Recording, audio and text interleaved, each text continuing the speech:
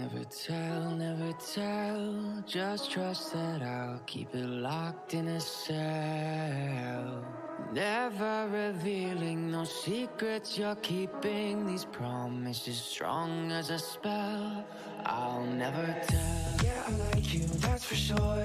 Never have to close the door. Been a long time, a year before, and I'm missing you so bad. Gone away a month or more. Every show I go before, I need to hear that voice, cause right now feels like it's been too long.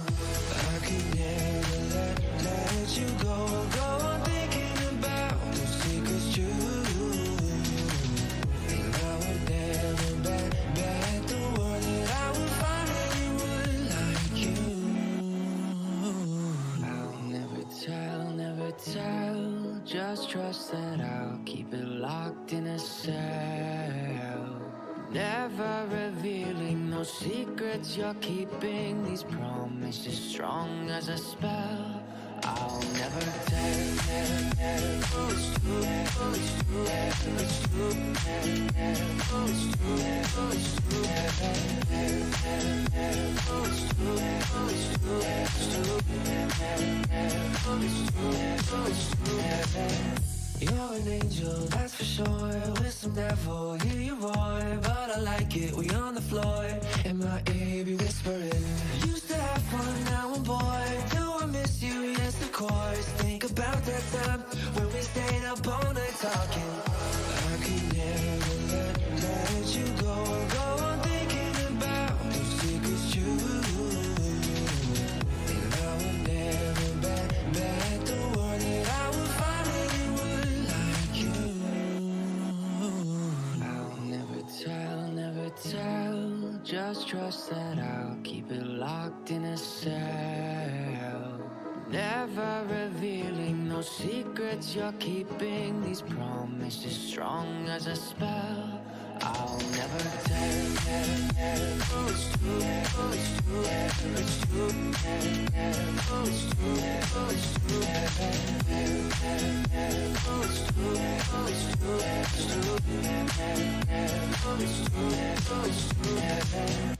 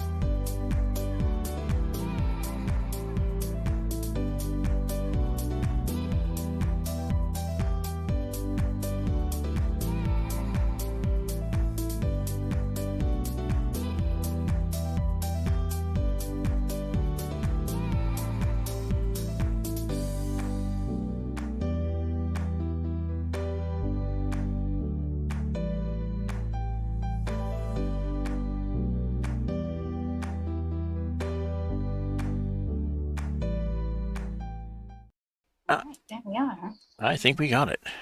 Yep, I see us. And I see our special guest, Black Wolf, at the bottom of the screen.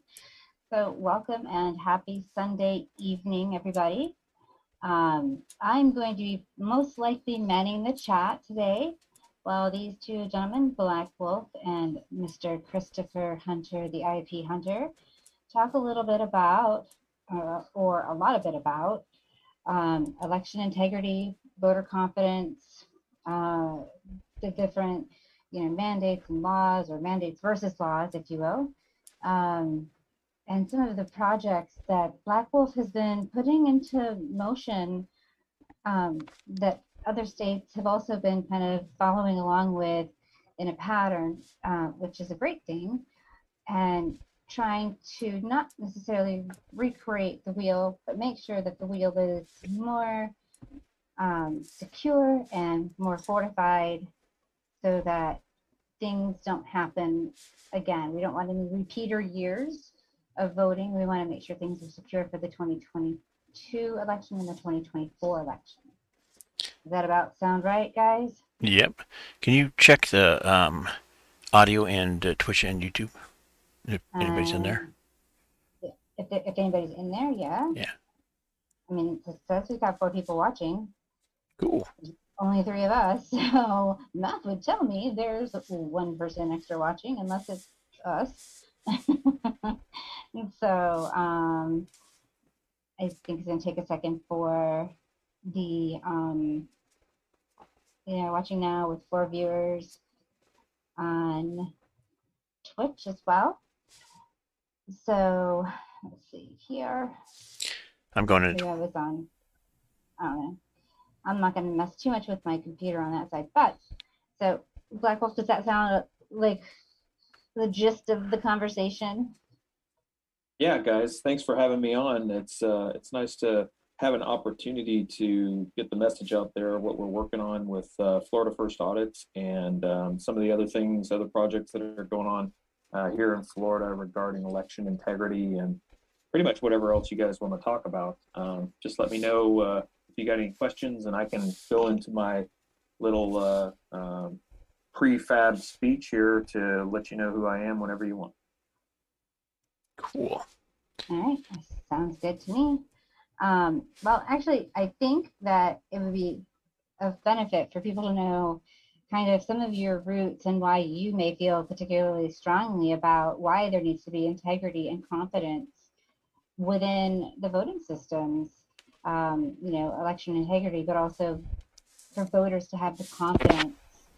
Um, Both of you are veterans. Black Wolf, you're a former Marine, retired. Chris, you are a former Army um, military police, Yep. retired.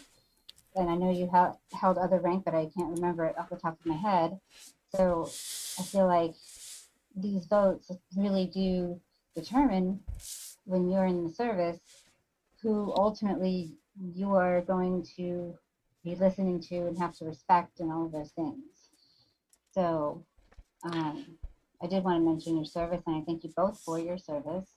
I'm sure these last couple of weeks were probably frustrating, and nail biters, and just Hmm. kind of like watching a really bad football game and feeling really disappointed and angry and just befuddled at the end of it all, going, well, what in the hell just happened here? Um, so, but I definitely thank you for your service, and I'm going to go ahead and mute myself while you guys talk. Thank you, Brent. Thanks, Brent. So, but I definitely thank you for your service, and I'm going to go ahead and. Sounds good. No echo. Good to go. Well, sir, thank you for your service, and very curious to hear your little bit of your background there and what you're up to. Well, I can just keep going, and if the echo happens, it happens. So, um, the single most important issue that we are facing must be considered election integrity, because without election integrity, we're not choosing the leaders who are making the decisions on all those other important issues. The reality now is some pre-programmed algorithm is picking our leaders for us, and this will also be true for 2022 unless we do something fast. Florida First Audits, along with Defend Florida, our canvassing partner, are groups of volunteers working to show that even though Trump won Florida, that Florida was a pre-programmed outcome for Biden. It was only because Floridians, in particular Hispanics in Miami, they came out so hard for Trump, it literally broke the algorithm that was going to steal the state for Biden. America saw immediately after Florida was called for Trump, 6 other states stopped counting: Georgia, Arizona, Wisconsin, Pennsylvania, Nevada, and Michigan. Their count totals went to 0, and the data shows that the algorithms in those states were modified because when they started counting again, the percentage of votes going to Biden were uniformly increased in each state, giving Biden unexpected wins. Here in Florida, Captain Seth Ketchell's analysis of voter registration trends since 2008 showed that the 2020 election was wildly outside of statistically explainable deviation. For example, 11 Florida counties who had record Republican voter registration and weak Democrat voter registration were showing massive Democrat vote gains. Hillsborough County alone showed between 30,000 and 46,000 extra Biden votes. Using Dr. Frank's methods, Florida First Audits analyzed the percent of registered voters who voted by age between the ages of 20 and 90 in Orange County, and then showed how that percentage matched every other county in Florida with over 99.5% accuracy. To make this type of cheating look legitimate, voter rolls had to be inflated, and Dr. Frank discovered that they likely hijacked the 2010 census population curve to do just that, creating what we call a credit line of ballots to make the algorithm look legitimate. This is where the canvassing has proved critical. Defend Florida's results so far have shown that in the 27 counties that they've canvassed, 73% of the more than 1,200 canvass addresses had actual fraudulent voter registration. The cheating algorithm got inserted into our elections via Dominion and the ES&S voting systems, more than likely. Proprietary, confidential hardware and software that controls everything in the election, and we're not allowed to inspect it. Proprietary voting systems were able to control vote totals by being set to a percentage outcome, and then like a cruise control on a car, they gradually adjusted the vote totals to match the speed that they wanted to achieve. These systems are known to be connected to networks and the internet, and at the symposium up in South Dakota between August 10th and 12th that Mike Lindell put on, it was shown that the machines merely being connected to a wireless router allowed a person in the audience to hack the system with their phone in less than 5 minutes. What this and other evidence and analysis tell us is that the 2020 election was calculated, not tabulated, and that the percentages controlling the vote totals appear to have been assigned before the first vote was ever cast. And to correct what happened in the election 2020, we need a full and independent forensic audit to identify programmed to cheat and/or hack systems and fraudulent ballots. Florida needs to hand recount ballots in every county and stop using proprietary systems in our elections. Hand counting, machine counting with verification using open source, inspectable hash checksum verified software and hardware managed by the state is the preferred way forward. And so we're going to be basically talking to statewide delegations. We're going to be talking to state representatives. We've already talked to a lot of state representatives, state senators, and what we've got a 3-phase plan that we're planning to move forward with. And so the first phase is figuring out what happened in 2020 so we can fix it going forward and also hold those accountable for the wrongdoing. And then the second phase, which is really interesting, is we're trying to get enough access to the systems so that we can design protocols to harden the systems to the maximum extent possible for 2022. And then the last phase is we're going to be doing legislation not only in 2022 for the 2022 election, but also for the 2024 election. And we figure it'll probably take at least 2 full passes for the more in-depth legislation to go through. So we'll have 2022 and then again in 2023 to get that legislation passed for 2024 to basically make the systems as secure as possible. And here in Florida, the SB 90 went a long ways to shutting down unscrupulous mail-in ballots and that sort of stuff being used, and a lot of other great improvements, but it needs to be taken to the next level. So that's kind of where we're at right now.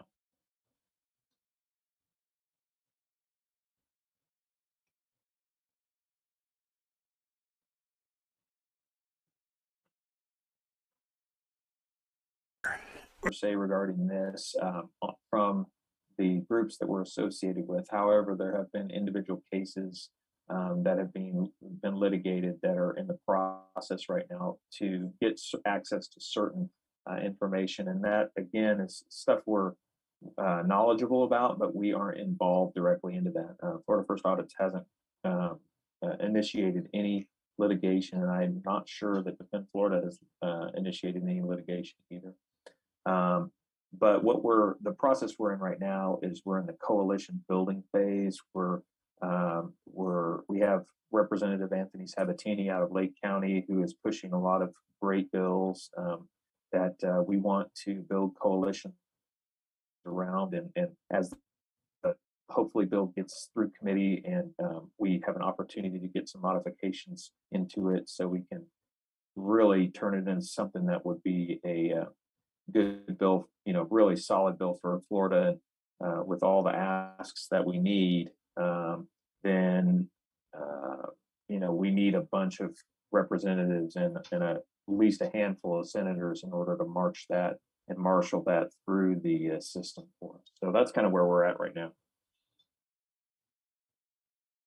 I'm just going to do a toggle back and forth with the volume so that stops that.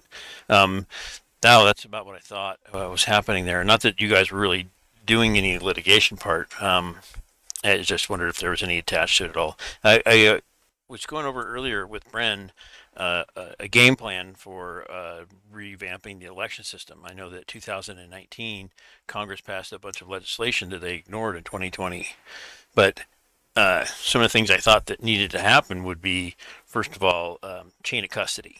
That needs to be solidified. Like, no matter what, oh, look, 2,000 ballots. Okay, we have a chain of custody, so this is where they came from. Now how to get here. Is there anything like that going on or in the works? Yeah, so a lot of the suggestions that we've been doing, we've been having kind of brainstorming sessions to bring these suggestions to the people that are actually going to write the legislation that is going to go through. And again, Florida, the Florida State House and the Senate begin their 2022 session in January. I think it's January 11th.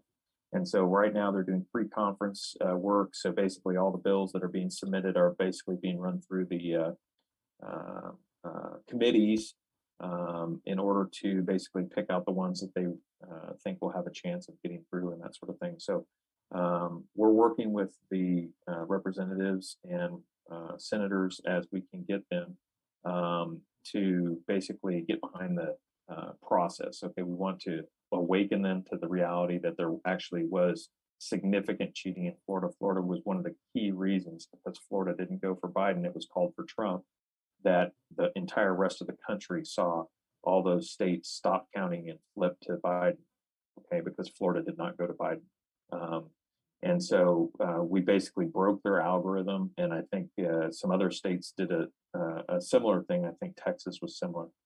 There was massive cheating in Florida, so it should be relatively easy to show that there's a lot of circumstantial evidence that would warrant a full and independent forensic audit that would then be able to prove that there was that fraud, because it's very hard to prove things when you don't have full and open access to all the data and all the machines and everything. So we just need to show them enough evidence that they are then convinced that they need to go ahead with that audit. So some of the suggestions that have been made, we've got a lot of information from the cyber side. We've got a lot of information just from the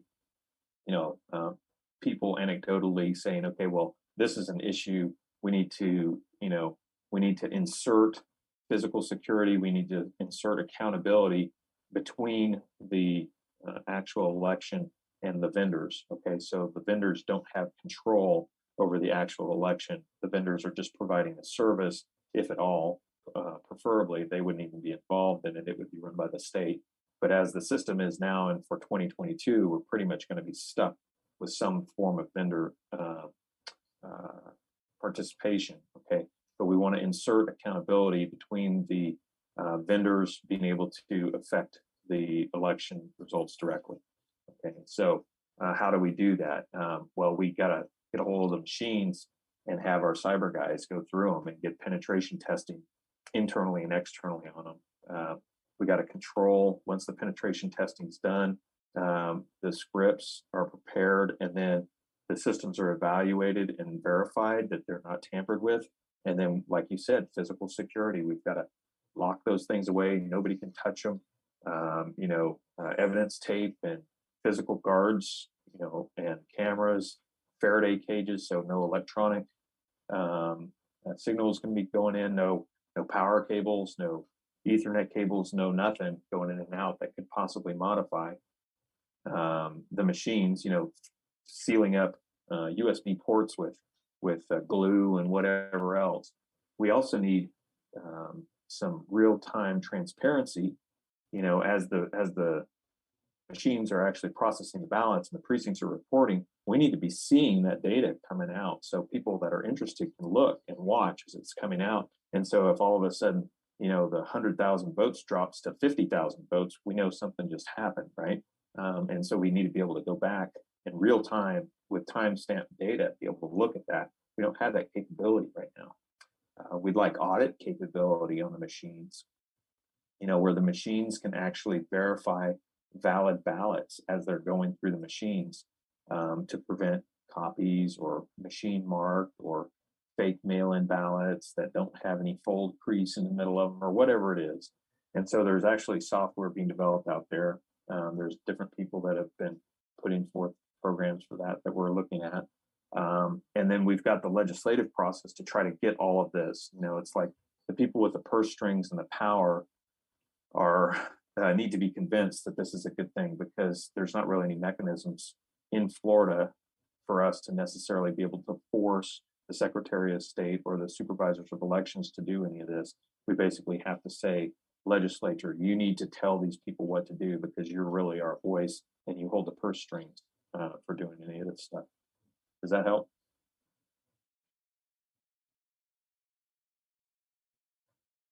Yes, it does, and also brings up my next question is, okay, doing that locks down hopefully physical custody of chain of custody of what's going on with those, with machines and devices and so on. I know they had some cell phone modems in some of the devices also, but the people working around the election facility and the counting and all that kind of stuff, there needs to be like, hey, look, if you get caught committing fraud, then you go to prison for life, no questions asked. It's something where they're like, hey, I don't want to get caught being that guy. Yeah, no, obviously accountability for people, there's already laws out there. It's just they need to be enforced. But what we're talking about, when we say, hey, after we do the actual penetration testing, right before the election, let's say it's a week before the polls open or whatever, or a week before early voting opens, and all the penetration testing is completed. Whenever those are completed, they're put in a locked, evidence tape secured area where no physical contact can be made. There's cameras. There's only one guy with the key, and he'll come in on the day that the machines are supposed to be wheeled out, and it'll go under guard and that sort of stuff. And these machines are basically locked away in Faraday cages and stuff, so they can't be tampered with. Now, there's a lot of issues, obviously, with, okay, where do we run the systems? Right now in Florida, the systems are run at the precinct level, at the individual voting sites. You have 2 or 3 systems at any individual voting site where the machines are basically running and doing this. And can you protect them there?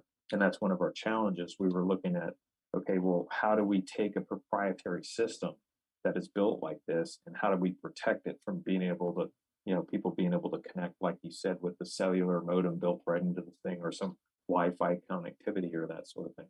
So that's one of our huge challenges, and that's why we want the penetration testing to be done, so we can get the 95, maybe 99% solution on how to fix all those holes as soon as possible. So when we do the penetration testing, all those holes have been plugged before the machines ever get locked away. Does that make sense? And then when they're rolled out, we have an ability to verify that the software and hardware haven't been modified in any way, shape, or form. And we can do that before, during, and after the actual election to make sure that there hasn't been any changes. So, like I said, we want transparency. We want to be able to see things real time. We want to be able to verify that the software is not being modified. And optimally, we would, like to be able to see the actual software to make sure that what the vendors are using isn't actually doing things. It's not built to actually cheat. In the code, but that, it just allows people the opportunity to do that. If there's bad actors, they can take advantage of it. So, but, there's so many aspects to this. There was no single one way that this election fraud happened. There's probably a combination of, 30 or 50 different ways that, people were contributing to the fraud. And especially when you start looking at the wide view of the entire country, and what happened in all the different states and the different laws that were in place or being ignored. It's a huge issue, and it's unfortunate that we have such little time in order to try to fix it. We're going to really have to take a measured, stepped approach to trying to fix it. That leads right into my my next question here. I understand a lot of that, and I think that it's done that way on purpose. I think it's drawn out so that very little can be done in time. Let me fix my volume here. It was like way out of the up and down.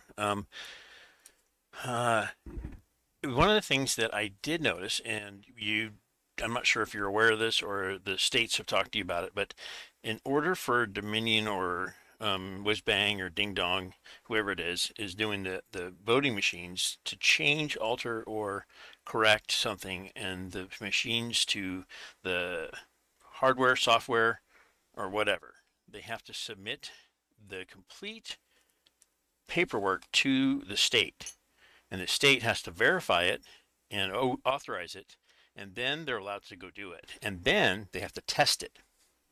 And all that should be transparent and upfront, and you should be able to see what that is. And if they're not showing it to you, it's because they don't want you to know it. And the proprietary crap is just that. You have a contract for the sovereignty of your country. You should have what you paid for. And the proprietary, how specialized do you really think Dominion software is? Because I can show you 10 ways that they can hack it into it, so it's not that freaking special.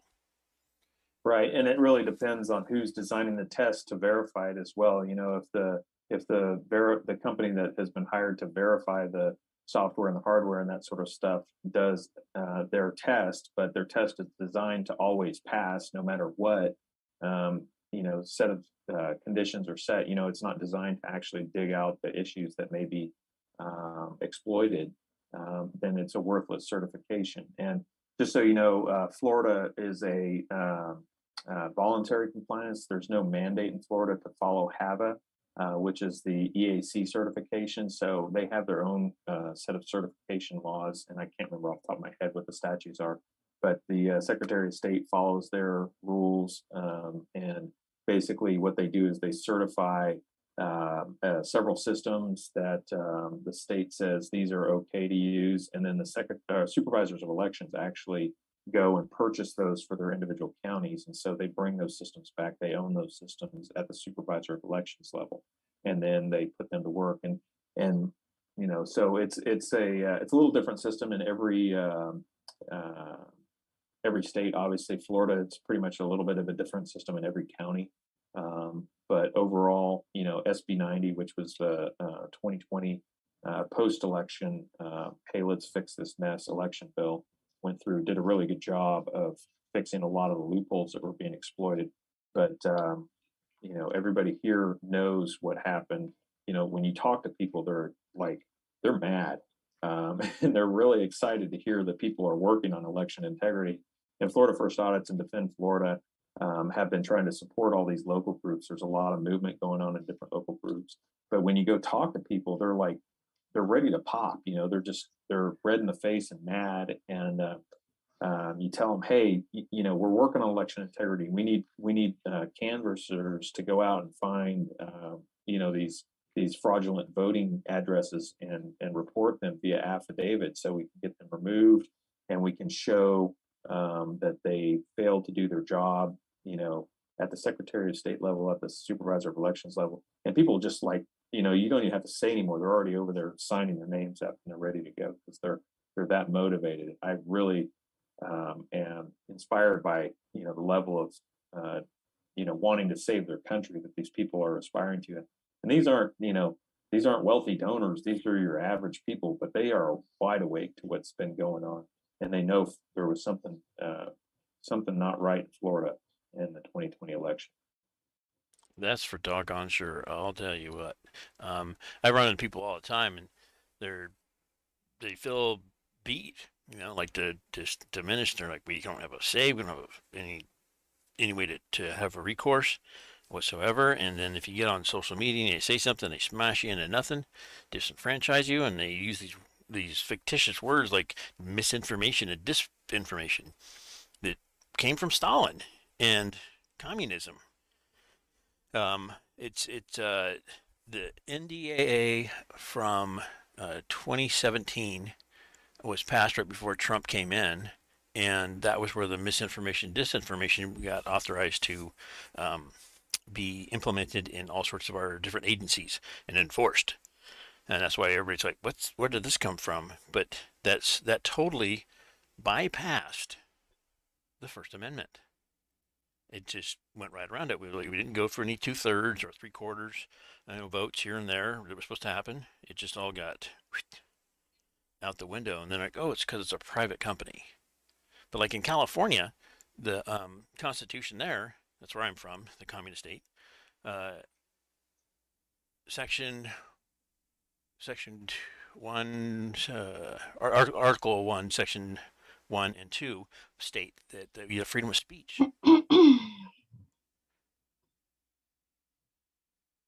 And that should be taken care of too.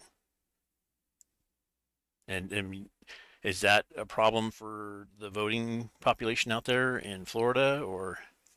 Oh yeah, well, I mean, if you think about it, you can't really trust anything coming out of any corporate outlet at all. If they actually report something that is even remotely related to reality, I usually post it and go, oh my gosh, they got something right. It's amazing. But usually, and I would say 99.9% of the time, everything coming out of the mainstream media, and I don't care if it's Fox or CNN or who it is, and I hate calling them mainstream media because they're really corporate, bought and paid for media. But they're spewing a narrative, and they're building the same sort of narrative for everything that they want the general population to believe. And until the general population wakes up to the fact that they're basically living in a dystopian 1984 reality where they're being expected to participate in 2 minutes of hate every time somebody who doesn't agree with the narrative comes on, so that they can shout them down, basically. Until the general public wakes up to the fact that the corporate media and the corporations in general are gaslighting them into a state of learned helplessness. Okay, they're basically so confused all the time that they don't even know which way is up. Are we supposed to be wearing one mask this week or two, or do we not wear masks, or is it 3 masks?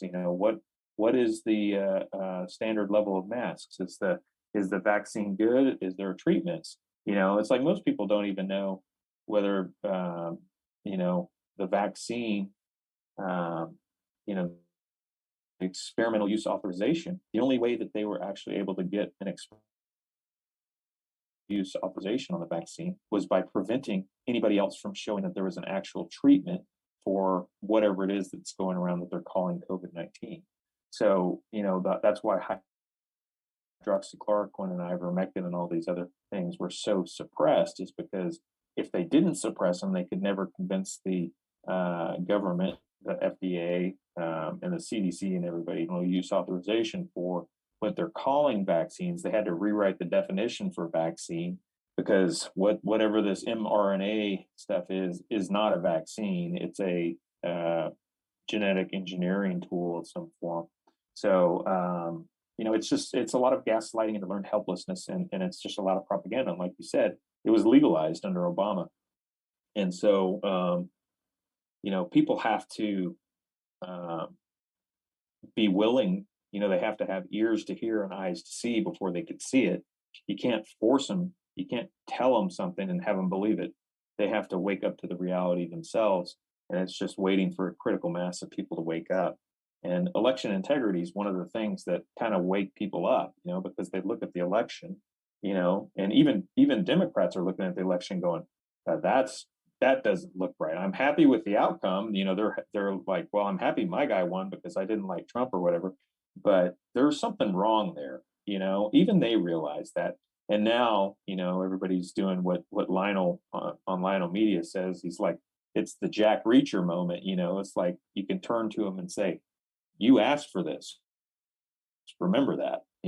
So that's kind of where we're at as a country. And until people are willing to have eyes to see and ears to hear, we just got to keep doing what we're doing and fighting the good fight until they come around and wake up.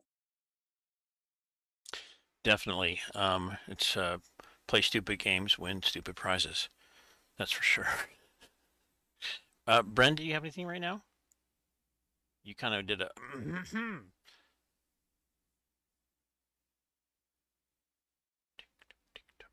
I agree.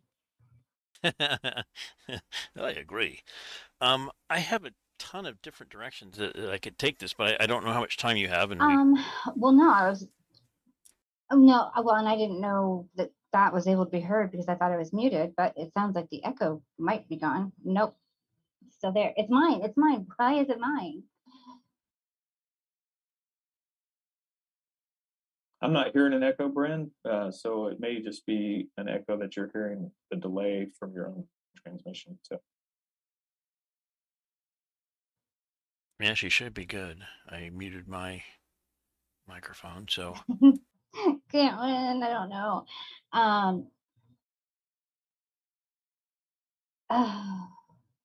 well, one of the interesting things on Yeah, election integrity. What? I bet. Go ahead, Bren. I know why. Okay. So, yeah, then I can't hear you guys. But so, and I'm sorry, I've got all the cicadas in my backyard and they're having a good evening. But you touched on something with regards to Black Wolf. You touched on a little bit of chain of custody. Chris, I know you are all about chain of custody, wanting to know where that envelope has been at all times, being able to track it. And you've had something very interesting happen to you with regards to your ballot that was sent to you for the recall election in California. What did you find out about that ballot, Chris?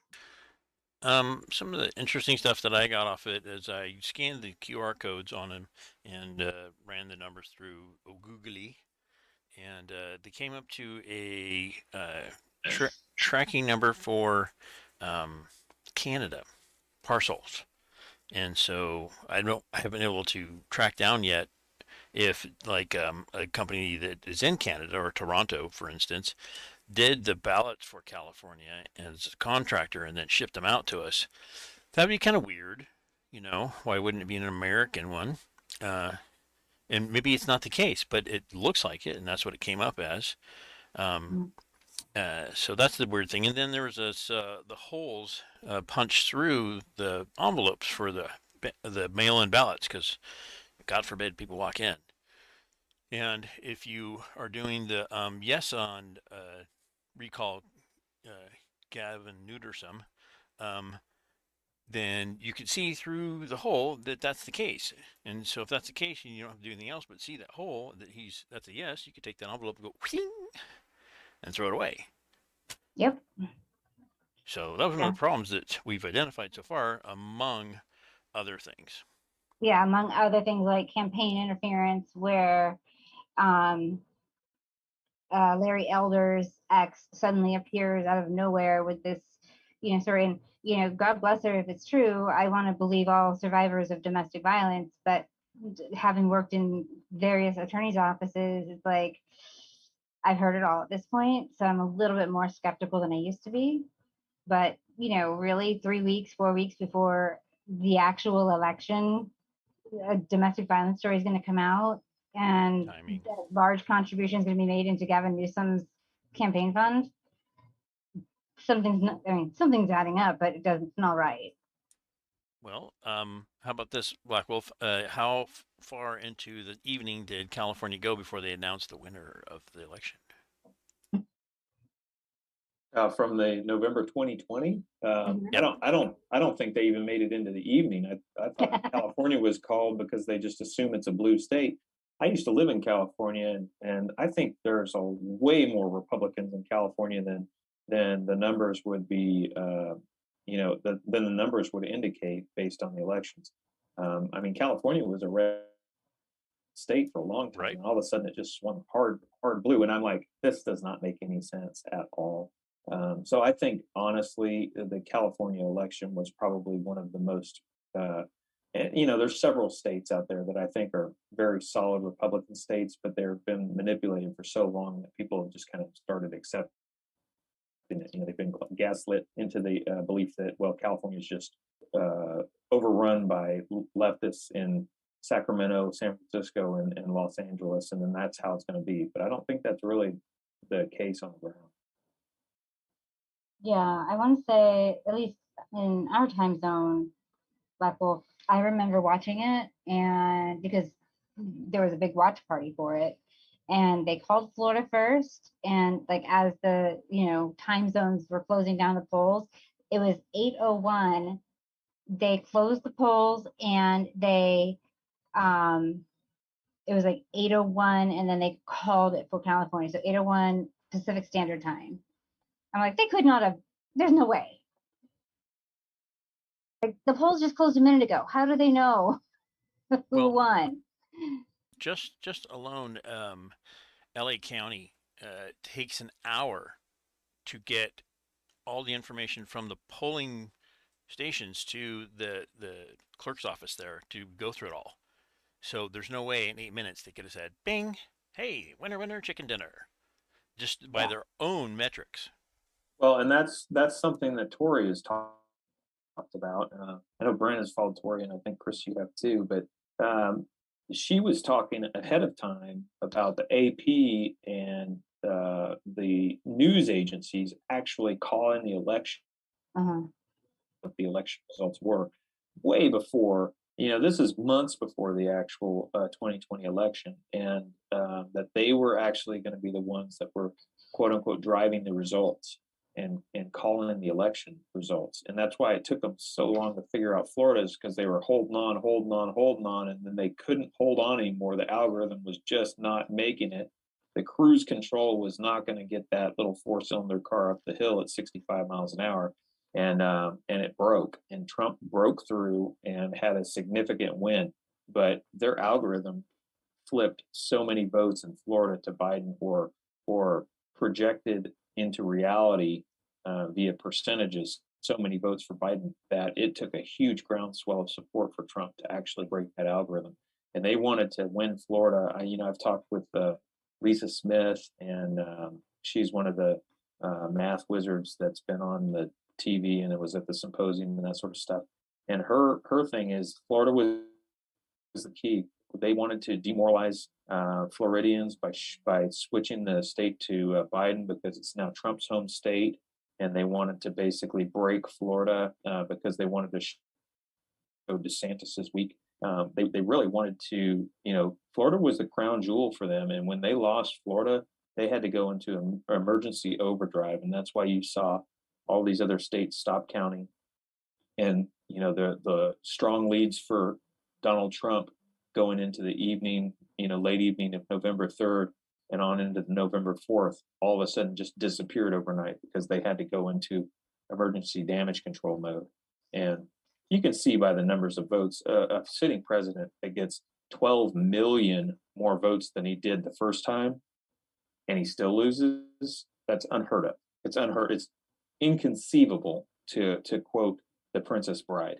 And I think you and I can agree on the definition of inconceivable. There's just no way that somebody who sat in their basement for the entire campaign time, and while the other guy was out getting rallies with tens of thousands of people showing up and doing 2 and 3 a day, that guy sitting in his basement saying "you ain't black" to a black YouTuber, got 80 some odd million votes to beat a president like Trump, who is that popular. I mean, for example, out of 19 bellwether counties, okay, counties that basically always pick the president since 1980, Trump won 18 out of those counties. Biden won 1. Out of bellwether states since 1896, these states of Ohio, Iowa, Florida, and North Carolina have been 100% accurate predictors of the presidential race, correct 13 times since 1896. Trump won all of these states, but he didn't win the election. I mean, come on. I already talked about the 12 million votes in Pennsylvania. The rate of registrations. This is Seth Keshel's data, obviously, but the rate of registrations for Republicans to Democrats is an indicator of how strong the primary and final general election candidate is. And in Pennsylvania, the Republicans outregistered Democrats 21-1. Okay, from 2016 to 2020, they registered 21 Republicans for every 1 Democrat that was registered.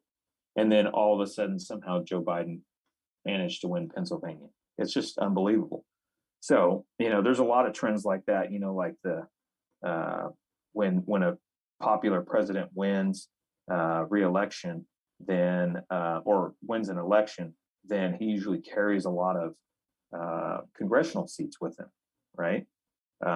Reagan in 80 won by 9.7%. He got a 34 seat gain in the House. In 84, he had an 18.2% win, and he gained 16 more seats in the House. And just like that with Obama going into 2008, the Democrats gained 21 seats in the House. But in 2020, Biden won the popular vote by 4.5%. Yet the Democrat net seat gain was -13. How do you lose 13 seats in the House when you're that popular of a president?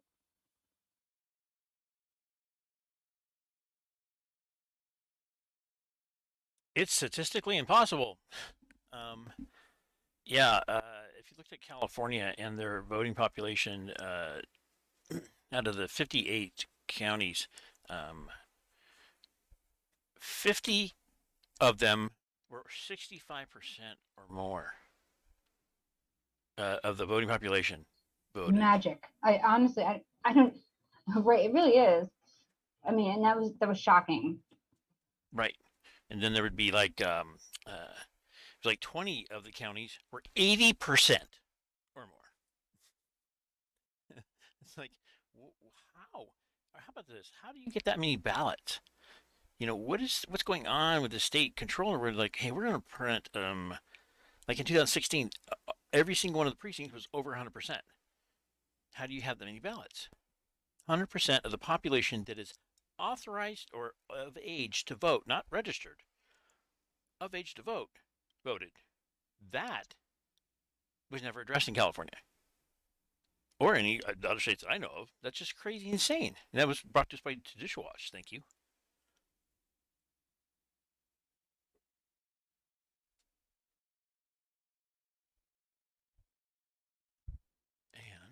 Yeah, so a lot of that, sorry about that. I was trying to flip a page here. I was looking through my report, and one of the things that Dr. Frank identified was all those extra votes that are out there. The people that don't normally vote, you get 65, sometimes 75% of the voters actually turn out. In Florida, it's between 70 and 75%.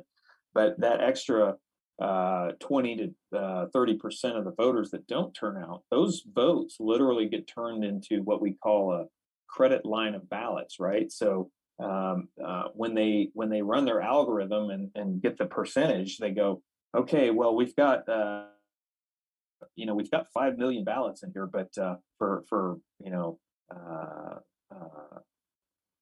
the Democrat candidate for whatever reason, and they say, but the machines are saying we need 6 million, so we got to pull 1 million ballots out of somewhere, and so they have those ballots already ready to go, and all they got to do is dump them into the system and run them through the machines so that they can now have the backup ballots for what the computer predicted it needed for the win, right? So they use those. They inflate the voter rolls as much as possible, okay, to provide those backfill votes, and then they look. They basically have manipulated the 2010 census population curve, as far as we can tell, by filling up all the counties' voter rolls to basically mimic those 2010 census rolls, and then they basically use the key, like I talked about earlier. There was a percentage key based on the state, right? For what percentage of voters at age 20 are going to vote, and then at age 21, age 22, all the way through 90. And if you take like what we did here in Florida, one of our researchers took Orange County and basically said, okay, I'm going to do the percentage of voters at each age, and then I'm going to use that as a registration key. He didn't even normalize it across all of the counties. He just took one random county, Orange County, which is near Orlando, and then he was able to predict every other outcome in every other county to a 99.5% accuracy, and the prediction and the actual vote graph matched almost identically. And so you can see that there's an algorithm running the thing. Okay, it's basically saying, the same percentage of voters at age 20 are going to vote in every single county across the state, and the same thing for age 21, 22, et cetera, all the way out through 90. And what's really interesting is you see those graphs go, is they get more and more aligned with the prediction as the voter age gets older, because they can tell, or they have more data on the older voters, and they can tell exactly the number that are actually going to come out and vote. And then when you compare that to the actual in-person voting graph, the number of people that per age group that came out to vote in person, it's not this up and down crazy, looks like a census graph. Okay, it's literally like a very flat, gentle curve that you would see, if you were looking at, pretty much an even distribution within a couple of percentage points all the way across the entire population out until you're about 75, when it starts dropping off a little bit, just because you had lower voter turnout on election day for the elderly. But it's really interesting, and these guys that are doing this are really good at the data analysis. But I mean, anybody that looks at this, if they're not convinced that there's something shady going on, then they're probably in on it. That's about the only conclusion you can come to, or they're just willfully blind. So Yeah, I would have to agree with you on that. So, what kind of connectivity is there out there with these different voting machines and the people who own them, to the states and that kind of stuff? Regulations do you think we could put into play and or had problems with in this last election? Were you able well, to identify any? I'm not a cyber expert, and I'm not really a how to run an elections expert. Okay, what I am is somebody who knows a lot about how elections have been fraudulently conducted in the past. Namely, that there's been a long history of this, identified very likely fraud going on since before 2000. There were certain documentaries made in the mid 2000s about Fractional voting. 2004 election, namely, well, there's fractional voting, but we're talking about hacking the documentaries "Hacking Democracy" and "Murder, Spies, and Voting Lies" back from like 2006 or 2008. I can't remember off the top of my head. But when you watch something like that, and you're like, wow, there's really some serious issues. And then everything going on behind the scenes with Dominion and all these lawsuits going on. It's really interesting to watch. All that, but it's very easy to tell now. Digging down into the specifics, what do we know for sure? We don't know really anything for sure, because in order to get access to that stuff, like we can go in and like pick up the ballots and start looking for duplicates, right? The only thing we can do here is we can request that the secretary or the supervisor of elections go in and do this particular work for us, right? And so we would have to provide the machines for them to do it, because we can't touch ballots, only the supervisor employees can touch them. And then we have to pay for that. So we're an all volunteer outfit. We don't even have any kind of methods for fundraising or anything. So pretty much anything that we pay for is coming out of individual persons' pockets, which we've already had a lot of issues with that. And we've avoided fundraising because we want to avoid any kind of perception of impropriety on our parts. Again, everything is completely volunteer. We have over 9,000 members in our main chat group, and we have hundreds of members in our individual working groups. And Defend Florida has also got a lot of members, hundreds of members. Have like 25 or 2,700 members in their main group. And, there's some county groups have hundreds of members doing canvassing. And then other counties are just getting started.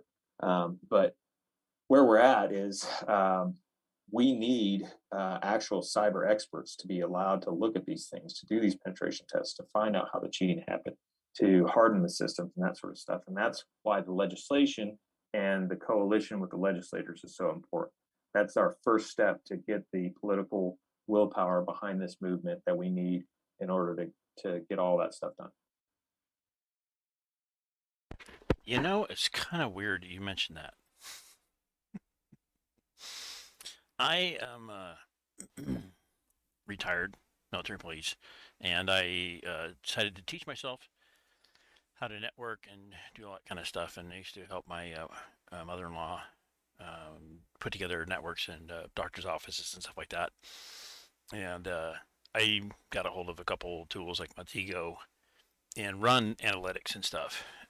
So directly right after the election, I was trying to show people that Dominion was connected to Serbia broadband. I'm like, that's sort of weird.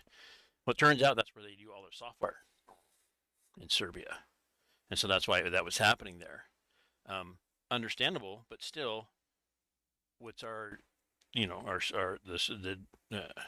direct servers doing, connecting to them in Serbia while this is going on? And that was kind of alarming. And if you had a direction to travel for me to find one of your cyber security guys, I had a few things I had to show them. Here's one real quick, just a quick see here, and I'll get off this. But I ran this one a little while ago here.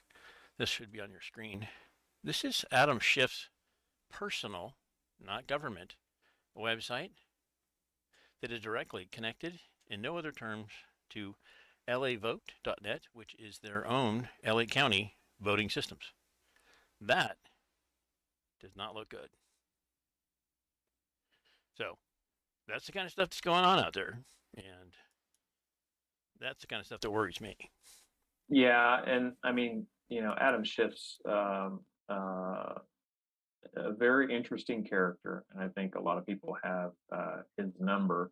But what what Florida First Audits is really trying to do is, because we could probably throw together a ragtag band of cyber experts that could go in and do this stuff. But what we want to do is we want the machine to do the job that it's supposed to do. And exactly. we want the audit to be respected by both sides. Because here's the bottom line: election integrity is not a partisan issue. Election integrity is the American issue. If we don't get this fixed, we don't have a country. Period. Dot. End of story. Because voter confidence is at an all-time epic low right now. And in order to get it back, there's going to have to be a lot of repair to the system done. And it may take decades to get voter confidence back.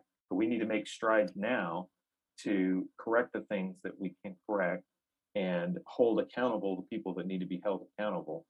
And then we can move on and hopefully making these changes that we can affect for 2022 and 2024 and beyond, the people that we want, the people that the will of the people are electing, okay, the consent of the governed is being respected, and the people that we're wanting in office are actually becoming leaders and being responsive to the will of the people.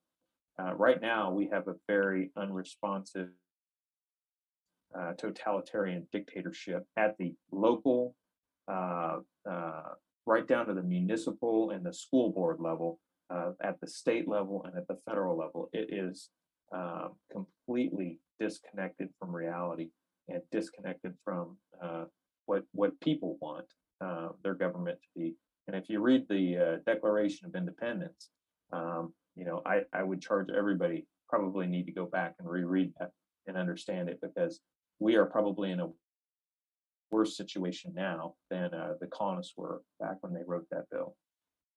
I would agree, and I was just informed that the screen did not show up, but if you're able to see YouTube now or Twitch, it'll be on there right now. Just put it up there for a second for some of the people in YouTube were asking for it.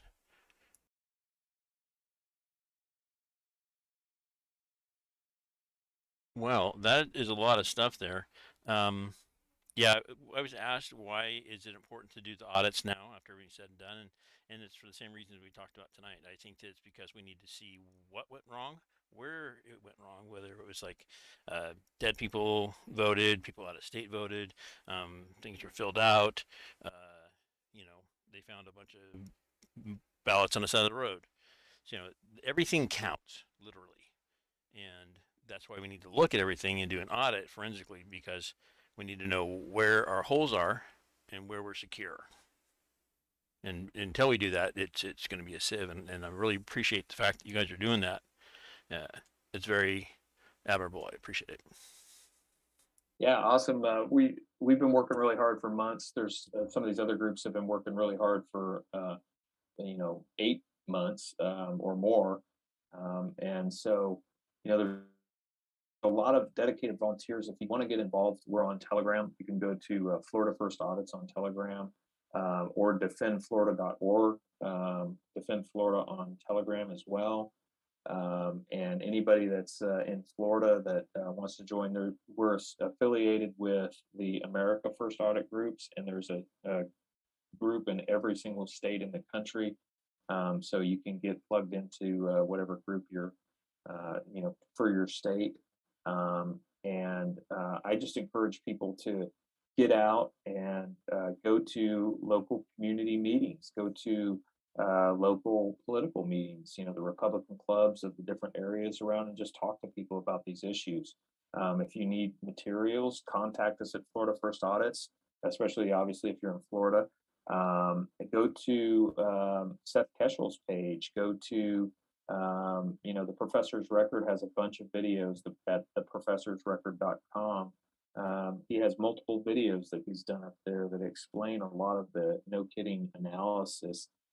Math Wars is one of my favorite ones. It's kind of a takeoff on Star Wars, but they really go through and talk in depth about the different methods that they use to identify these things. And then obviously the videos from the symposium, especially Seth Keshel's top 10 things. I hit some of the points tonight, but he does a really good job of breaking that down and showing it graphically, the background information. And then Dr. Shiva and his presentation at the symposium was a mind blower at how expansive and deep and corrupt these organizations are, from my experience. And and Tori's been talking about this stuff too. So, Brian, correct me if I'm wrong, but you saw the one article come out shortly after the election, and they were bragging at how they quote unquote hardened. When you read that article, it's not hardening the election; it was basically how they cheated the election. And you have groups like the AFL-CIO, who their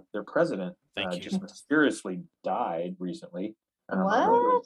I wonder why that happened. And you have, yeah, go ahead and look that one up, Brent.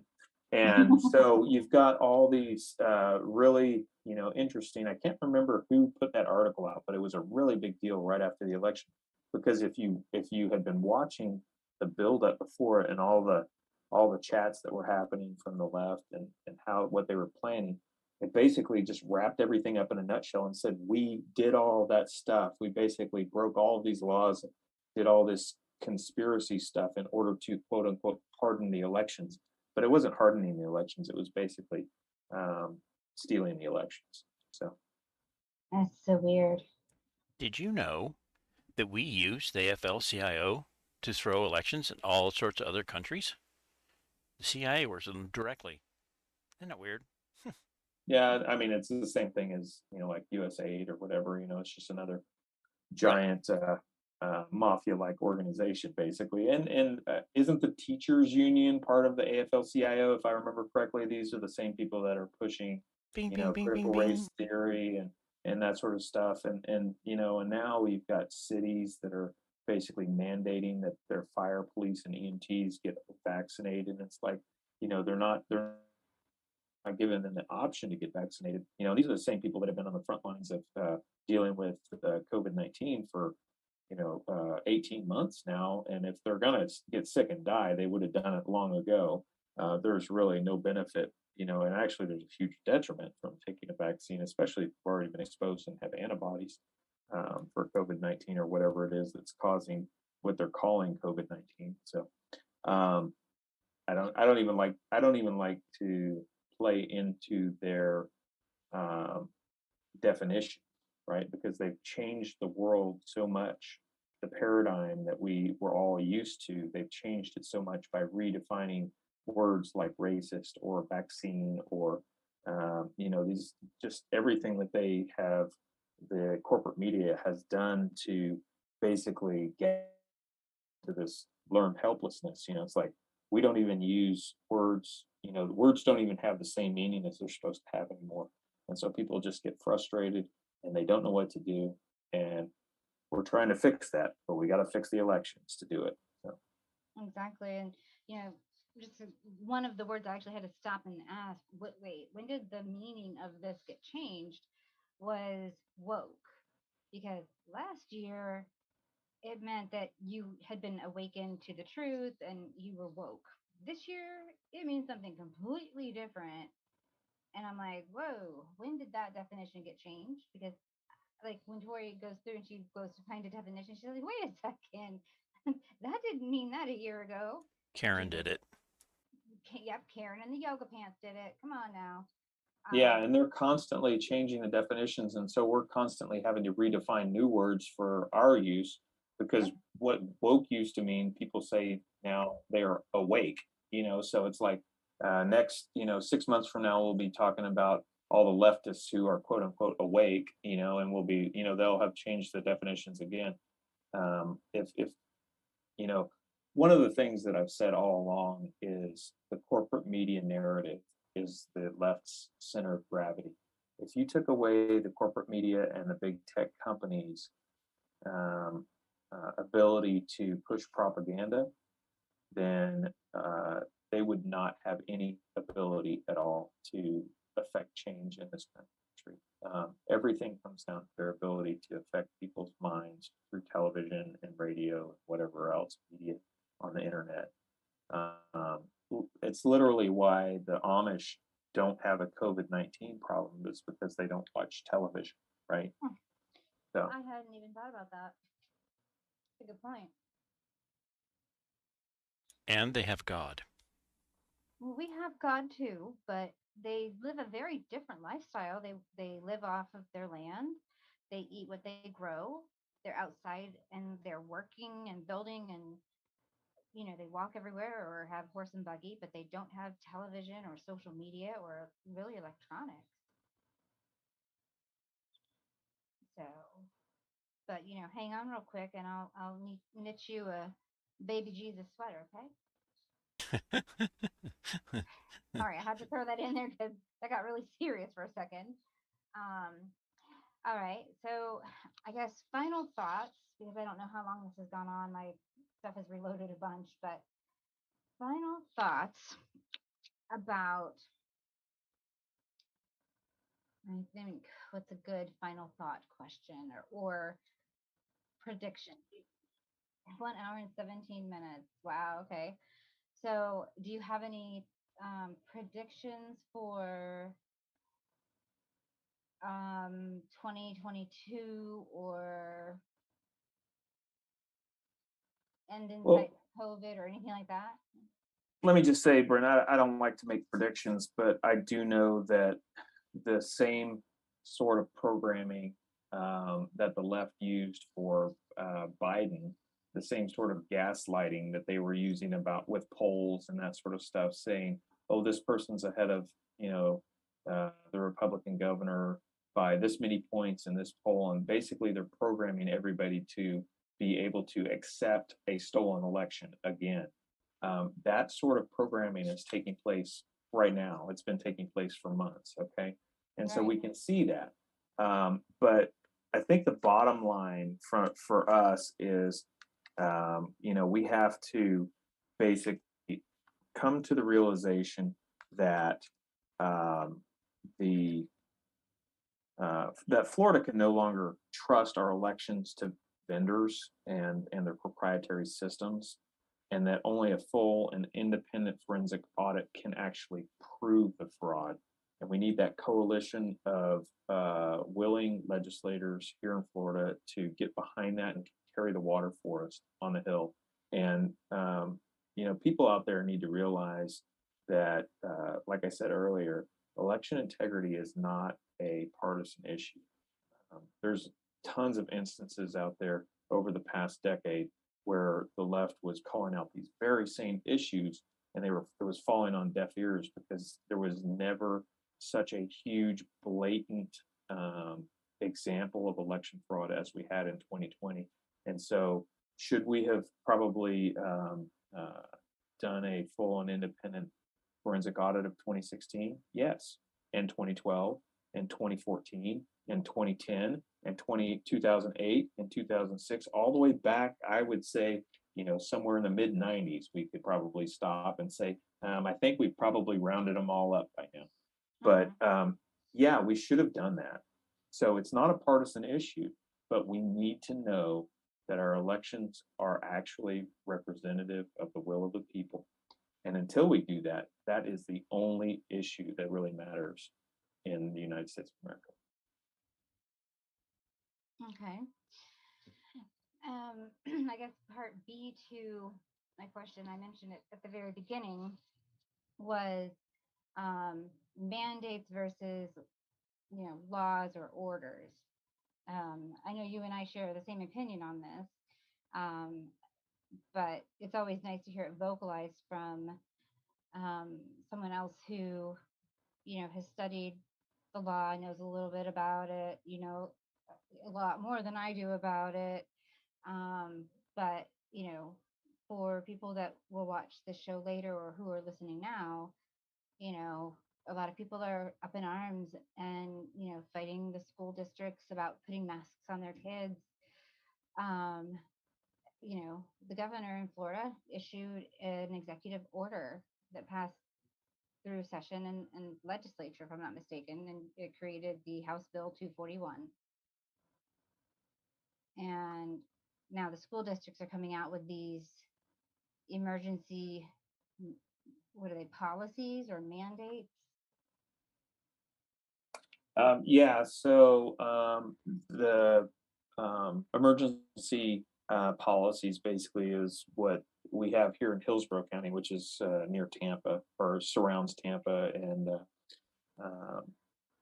basically, the school board has been encouraged by the federal government to go ahead and do these leftist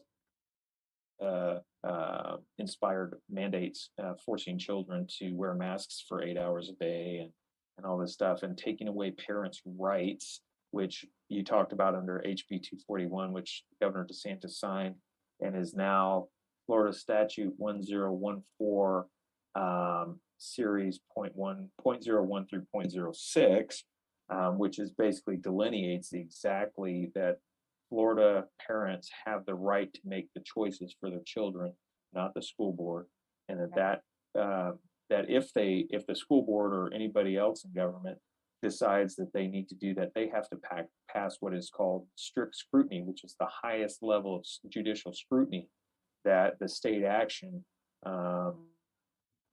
is held to. And also, the burden is on the state to prove that. And if they can't prove that there was a compelling state interest that is narrowly tailored to the issue at hand with a minimum violation of the rights, then it's a no-go, right?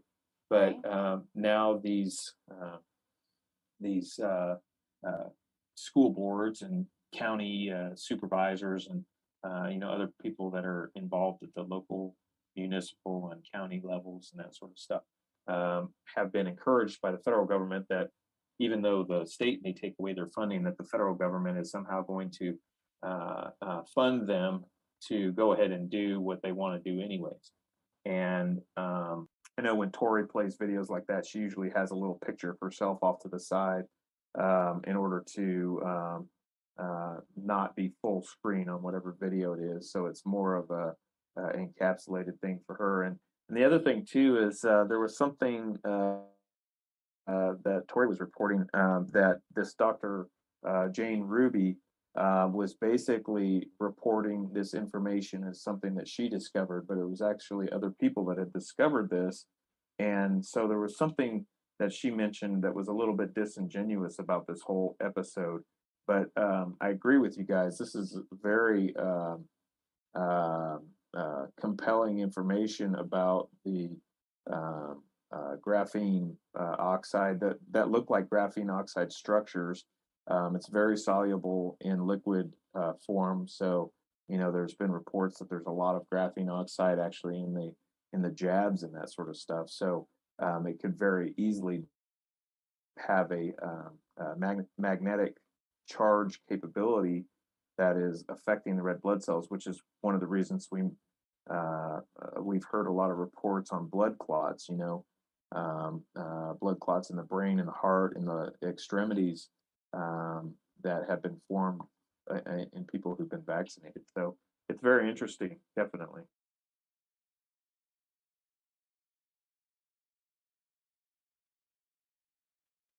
Thank you. That's good stuff. Yeah. It appears that Bram was saying we're still transmitting on YouTube, so that'll be interesting. I welcome it. I seriously, it's all gone crazy. I personally What I usually say, Chris, is when people ask me if I've gotten a jab, I say no. I volunteered with the CDC to be part of the permanent lifelong control group of unvaccinated people. I used to say I was vaccinated by God in Jesus' name. And the Army gave me all my inoculations twice, sometimes 3 times. Yeah, they're really good about that too. And if they forgot, they'll do it again. Yeah, because where's the harm in that, right? So yeah, you and I have both been through the ringer a few hundred times. They gave you different inoculations, and then they're like, "Oops, well, it looks like you've had that one 8 times, sir, but your face is swollen like you had blowfish." I broke out in boils in Iraq with my 3rd anthrax shot, and they're like, "Ooh, yeah, don't take any more of those." Hey, thanks. You think so? Thanks, guys. Yeah. So I think that's kind of winding it up there. Do you want to do a little fun one in the end?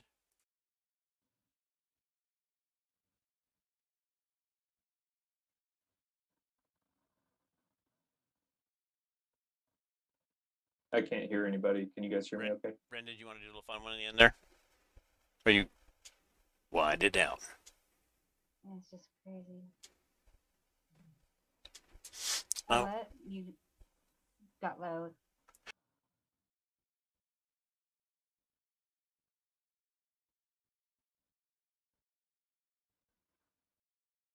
Yeah, I can. A fun one in the end. Yeah, let's wind it down with a nice, fun. Which one will we do? Not dummies. If that's who you're thinking about.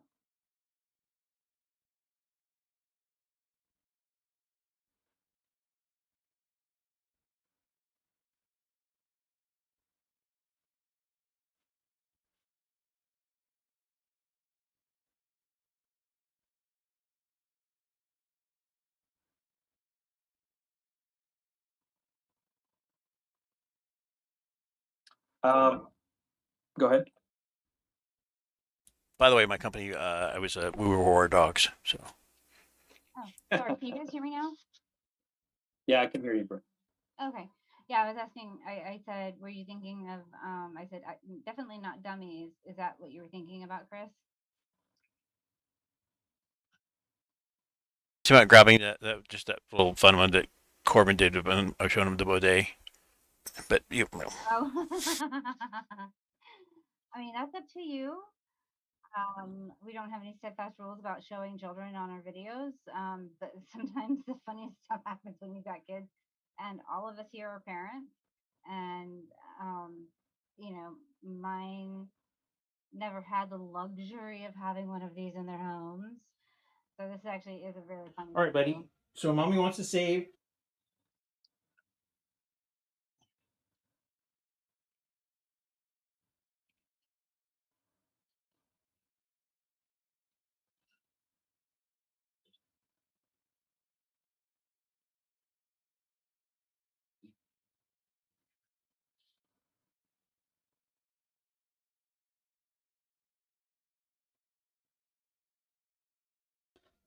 Paper for the world and all that kind of fun stuff. So we got a bidet. Bidet washes your bum so you don't have to use toilet paper. And there's the on and off over here. And go on here and put that up. And you finish going potty. Is this funny? And go potty. And then you turn this on over here. Dude, that is so not funny. Oh. Let me wipe it for you. Just. Oh. Gross.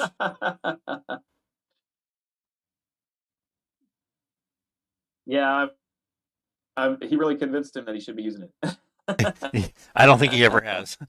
That was a very convincing fail.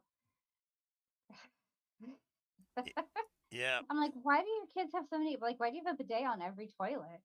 And he was like, I mean, I just think it's good hygienically. And I'm like, okay, like It helps out with COVID. Don't worry about toilet. that with COVID. Yeah, I guess I don't know, but I mean, literally didn't think that through. I turned that sucker on and I was like, oh, let's dribble out or something. And so, my kids would have been like, "Hey, look, mom, there's a water fountain by the toilet." drinking out of it. My cat. Yeah, just tell him it's a water fountain for the Yep. cat. Yeah, right. And my cat, who some days her name is Bella, some days her name is Sassafras. She would do some stuff like that. She would be like, "Hey, human of mine, watch this," and like turn it on and just like point it right at me and just like stare at me like, "You didn't give me ice cream last night, you bitch." So, that's just all of my animals have personalities. It just is what it is. But I appreciate you taking the time to come on and explain a little bit about what's going on in Florida.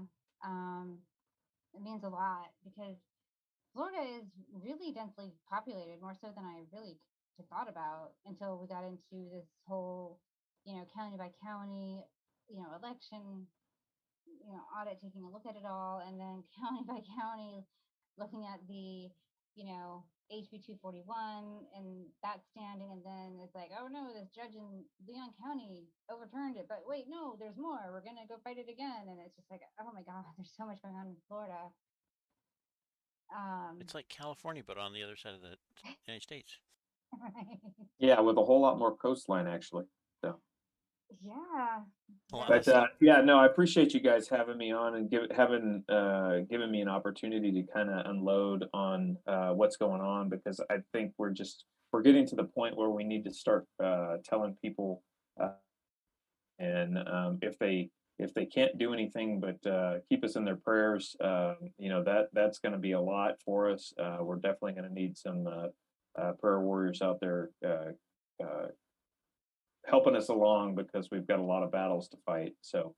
Yeah, prayer warriors, or if we're gathering in groups, working and burning the midnight oil, we've got some people that are like, hey, I can, bring up a big old pan of chicken and yellow rice while you guys are working, because it's hard to work on saving, a democracy as old as this one is, and try to see what happened, as from a forensic standpoint, when you're hangry. Yeah, definitely don't want to be hangry doing this.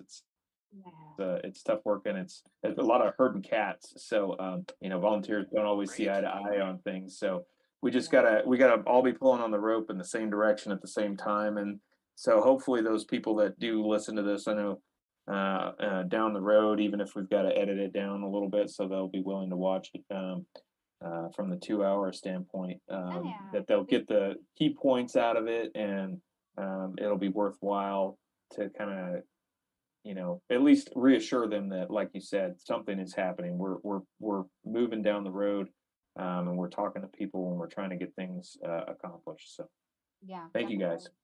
No problem. Anytime. I mean, I think we Come would back definitely again soon. please come back again soon. Bring your friends that want to talk too about what they're doing, and we'd love to have them on. Or once a week. Yeah. Yeah, no, I'd be happy to give you guys updates whenever we've got something new. Announcements, we'll give it to you guys. And if I can get some of the other leadership folks that want to talk about some initiatives that are going on, I'll definitely put them in contact with you via Telegram, so you guys can set that up. Awesome. That sounds awesome. I appreciate it.